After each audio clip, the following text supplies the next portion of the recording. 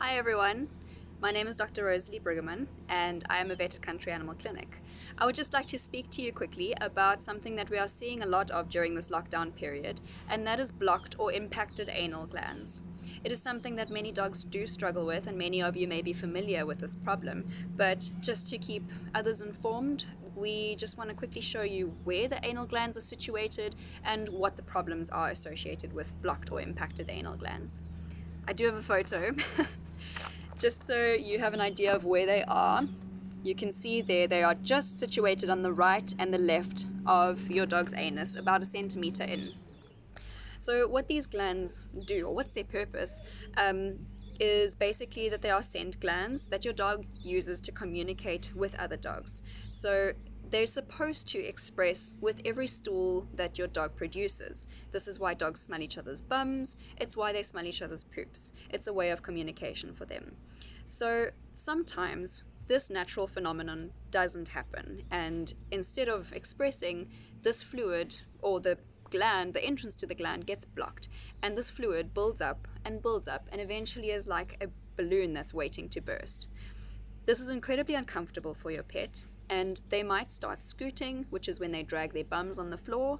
They might lick excessively in the area, basically just showing general signs of discomfort, looking at the bum, looking at their tail, trying to bite their tail. These are all symptoms that may show that they are struggling.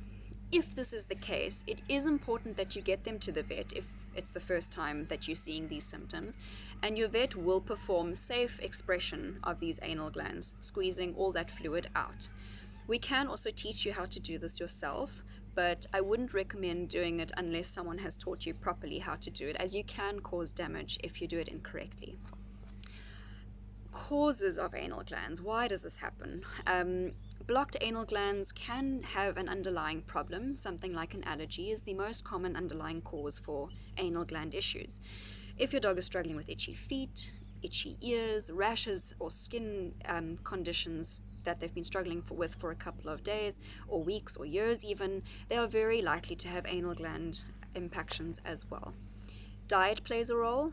One can try and increase fiber in their diet. However, if there's an underlying cause like allergies, this may not help so much. Being overweight, unfortunately, is one of the biggest problems in anal glands. So regular exercise also promotes regular bowel movement, so this just helps express the anal glands in the natural way.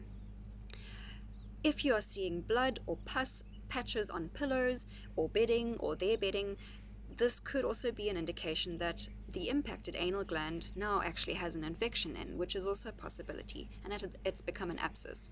This is a little more serious, and you need to get your pet to the vet quite urgently if this is the case. There are other ways of treating it. Surgery is a possibility, however, it is seen as a last resort, as it is not without risk and there is a possibility of complications. But speak to your vet about this if you are concerned. In short, stay safe, regular exercise, keep those allergies under control, and if you have any further questions, please make an appointment at your vet, and I'm sure they'll get to the bottom of it. Okay, stay safe.